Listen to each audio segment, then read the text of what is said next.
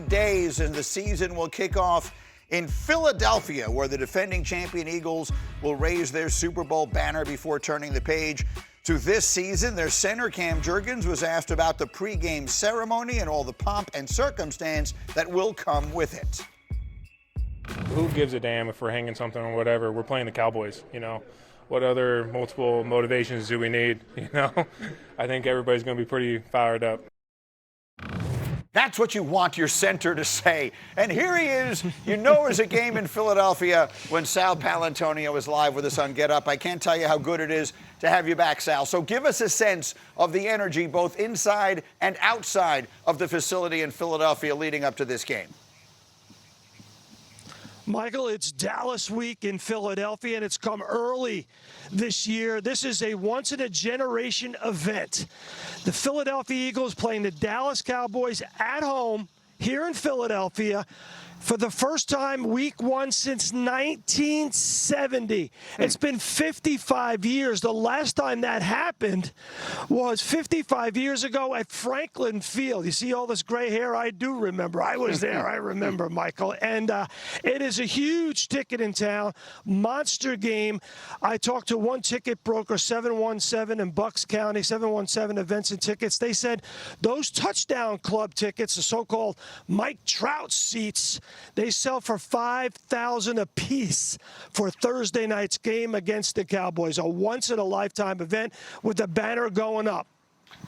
Obviously, the big story leading into this has come from Dallas with the departure of Micah Parsons and all of the drama that surrounded that. Offensively, from the Eagles' standpoint, how does that change what they're looking to do Thursday night against Dallas?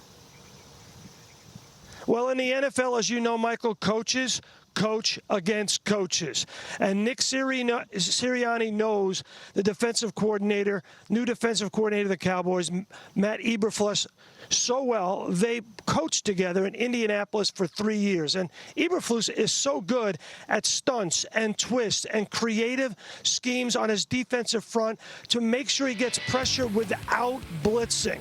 Now, going against this Eagles offensive line, you're going to need that, especially because you don't have one of the best defensive players in the NFL, Micah Parsons. He's in Green Bay.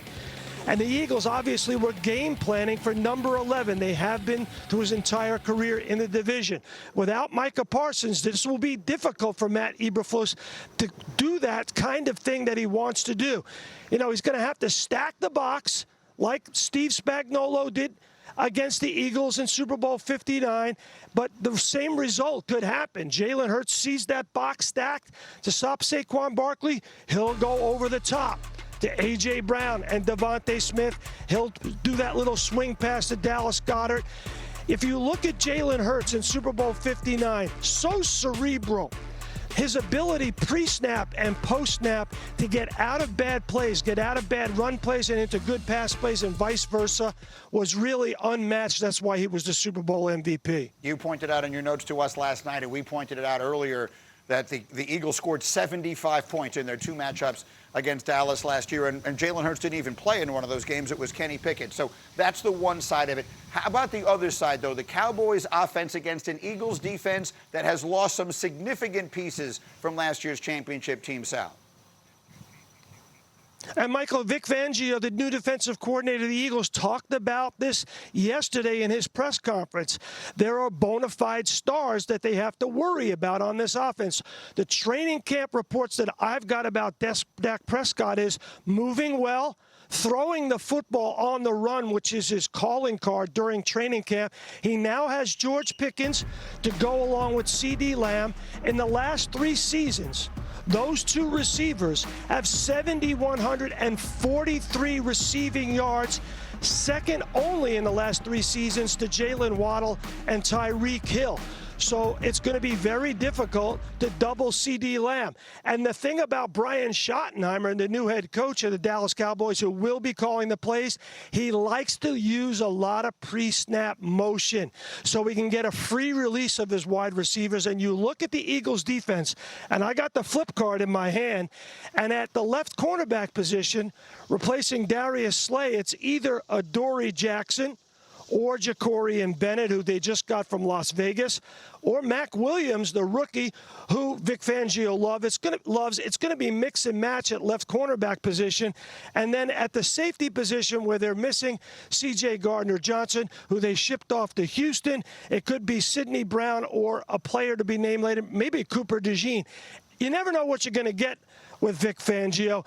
And when you got CeeDee Lamb and George Pickens, and you know Dallas is going to want to throw the football right off the bus to get an early lead, Michael, this is all hands on deck for the Philadelphia defense. And my corner of the morning is J-Mac, and you were making that point exactly, that the corner who's going to be lined up opposite George Pickens is the one who's going to have to earn his check that night. He's going to have to earn it all Thursday night. And to what Sal's saying, too, is so important, that use of motion. Because now not only do you get free releases, but you also get the matchups you want. So they'll be able to move CeeDee Lamb and George Pickens across the formation to make sure he's lined up across whoever that person is filling in for Darius Slay, whether it's Jacory Bennett, whether it is Adoree Jackson. They are going to earn a check all night long. And the number of times we have over the years heard our analysts, Dan, you and I, heard this group complaining about that stagnant offense that Dallas is running, complaining that it looked like something out of the past, the offense that Mike McCarthy ran. And look, he was a terrific offensive coach, but this is going to look a lot more like most of the better offenses in the NFL do. I mean, I would think Brian Schottenheimer going to put his stamp on it, and more places for them to go with the ball, right? Than when it was just CeeDee Lamb. Yeah. George Pickens is not just a good number 2 receiver. He's a guy that was a number 1 receiver on the Pittsburgh Steelers last year, and is that caliber of player. So we'll see what Dallas's run game looks like, how they can put that together. That's going to depend on the offensive line a lot. But when Dak Prescott drops back, he's going to have more places to go with the ball. What do you see? What do you expect from the Dallas offense in this game? Do they play big against the Eagles on Thursday night? Yeah, I mean, listen, Brian Schottenheimer, I played under Brian Schottenheimer when he was with the Jets. He wants to run the football.